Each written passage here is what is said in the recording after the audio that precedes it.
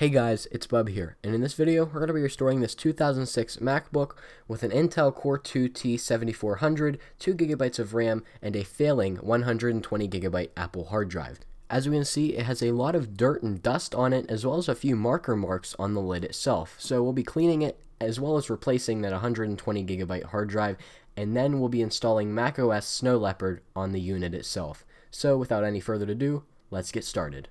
The first thing that we are going to do is remove the battery from this MacBook. This MacBook was made back in the era where Apple actually allowed you to easily replace components. As you can see, all we had to do was turn a little lock on the back of the unit and the battery just popped out of its bay. The things I'll be using to clean the dirt off of this MacBook is a toothbrush and isopropyl alcohol. This combination will easily get almost all of the dirt off of the lid, back, and sides of this MacBook, and this MacBook will look white again, which it currently has a lot of different colors on it. After cleaning off the lid of this 2006 MacBook, we can now move to the sides. The sides weren't as dirty as the top lid of the MacBook, however, it still was very dirty and it needed a good clean. I'm not even entirely sure how this computer got this dirty, but what matters now is that we're cleaning it up and we're going to make it usable again.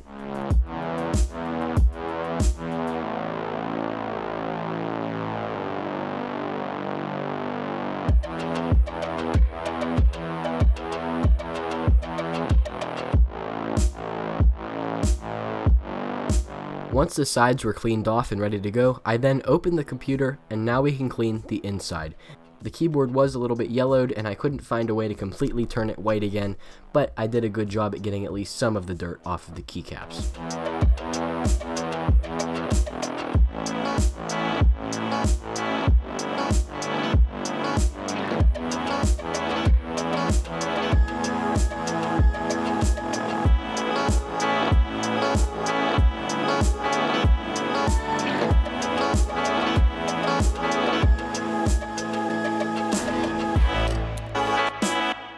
Now we can begin to tear down this 2006 MacBook.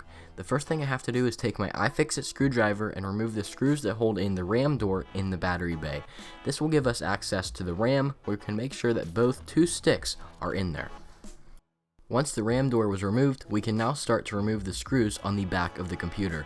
To get into this computer, we actually have to lift up the keyboard. It's not as simple as newer MacBooks where we can simply remove a few screws on the back and lift the panel up.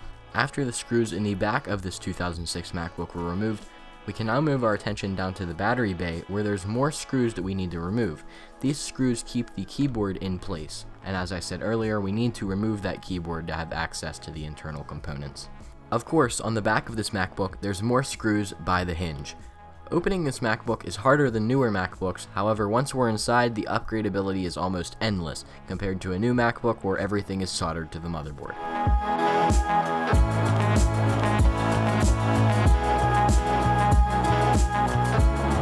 After removing all the screws around the MacBook, it's now time to open the MacBook and start by the hinge to pull the keyboard up.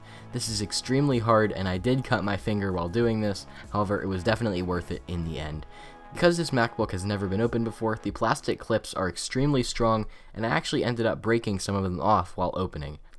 However, the keyboard still sits flush after breaking off these clips. After about 20 minutes of consistent prying on this keyboard, I finally was able to get it lifted up out of its frame. From here, there's a tiny ribbon cable that connects the keyboard and trackpad to the motherboard itself. This was a little tedious to remove considering the ribbon cable was not that long, however I was able to remove it without damaging it. We now have access to the internals of this 2006 MacBook. Surprisingly, there wasn't a lot of dust inside of this computer, however I took some compressed air and sprayed it out anyway. This got the inside of the computer looking very clean.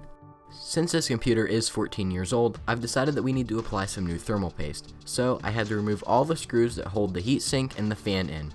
From here, we'll be able to lift it up and expose our Core 2 T7400.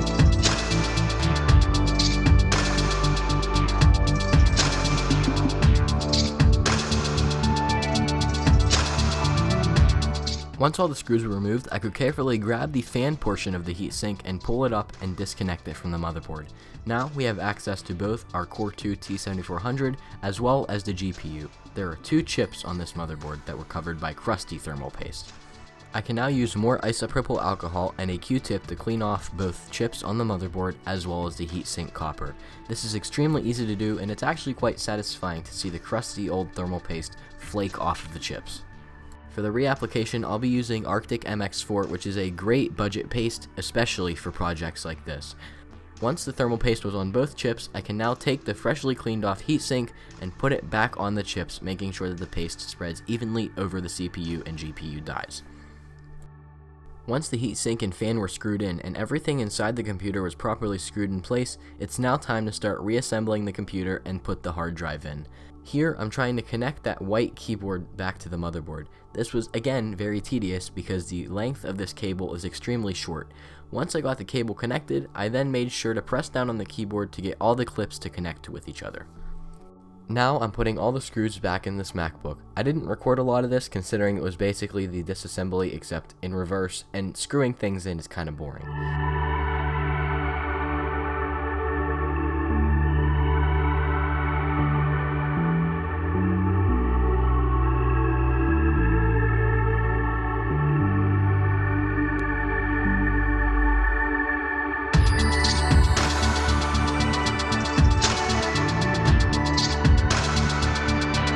The last two screws that I have to install are the screws on the right hand side of the computer. Once those two screws were installed, the keyboard assembly should be fully screwed in place, and we can now move to replacing that dead hard drive. For this video, I'll be using an 80GB WD Blue drive that I've had lying around for a while. Maybe in a future video we can upgrade it to an SSD. To remove the dying hard drive from the computer, the only thing that we have to do is remove the bracket. To remove the bracket, we need to unscrew the 4 screws that are on the side of the hard drive.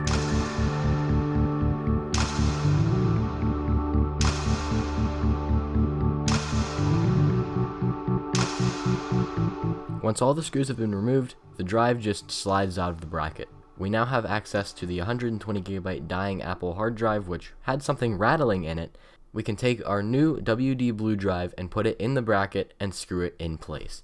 The hard drive replacements on these MacBooks are extremely easy, and if you have one, I highly recommend upgrading to an SSD.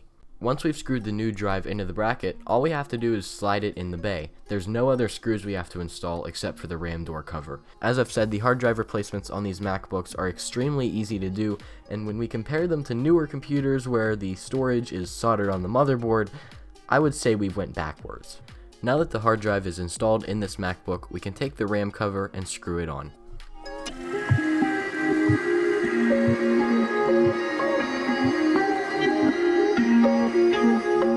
Once the RAM door is installed, we can now take the removable battery and install it in the computer. Speaking of batteries, this battery isn't even glued in. It doesn't need its own battery replacement video. We're officially done cleaning and installing hardware inside of this 2006 MacBook.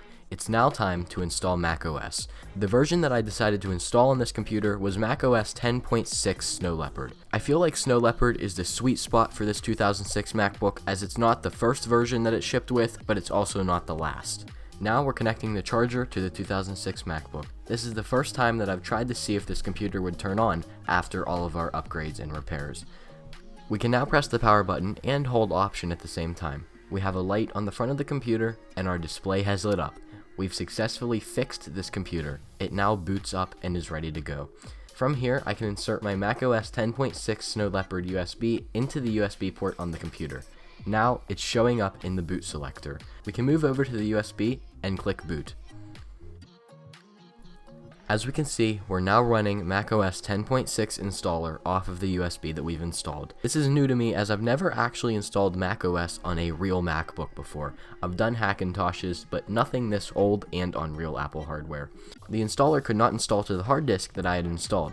This is because the hard disk was formatted in a Windows format. So we had to open Disk Utility from the Utilities menu, click on the 80GB WD Blue disk, and then format it as macOS Extended Journaled, as APFS didn't exist. Once we formatted the hard drive under the correct format, we could then click on the drive in the macOS installer, make sure that everything was checked in the Customize menu that I wanted, and then I clicked OK. Once that was set, we can click Install, and we're now installing macOS 10.6 on the computer we just cleaned and restored.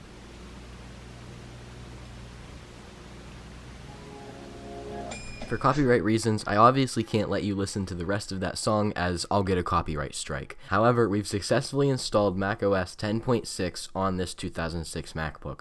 We're now going through the out-of-box experience setup, which I'll go through off camera as that's kind of irrelevant to the video. We can now open About This Mac to see what's truly inside of this computer. Here we can see that we have a 2.16 GHz Intel Core 2 Duo with only 1 GB of RAM showing up. I believe that I probably inserted one of the DIMMs in this computer wrong, but I'm not too worried about it as macOS 10.6 runs very fluently without it. And just like that, we're officially done with the restoration. We've successfully restored this 2006 MacBook, which when we got it was very dirty and was not functional. We've restored this computer back to almost factory condition. Obviously there's still scratches on the lid and there's still marks around the computer, but as for comparing it to when we got it, this is like a brand new computer. Installing that 80 GB WD hard drive was one of the main things we did to get this computer to work, as the 120 GB Apple hard drive was dead when we got it. I'm really happy with how this project turned out, and I would love to do more computer restorations down the road. If you haven't subscribed already, make sure to subscribe as I do a bunch of technology videos, including general videos and device restorations. And with that being said, thank you so much for watching. I will see you all in the next one.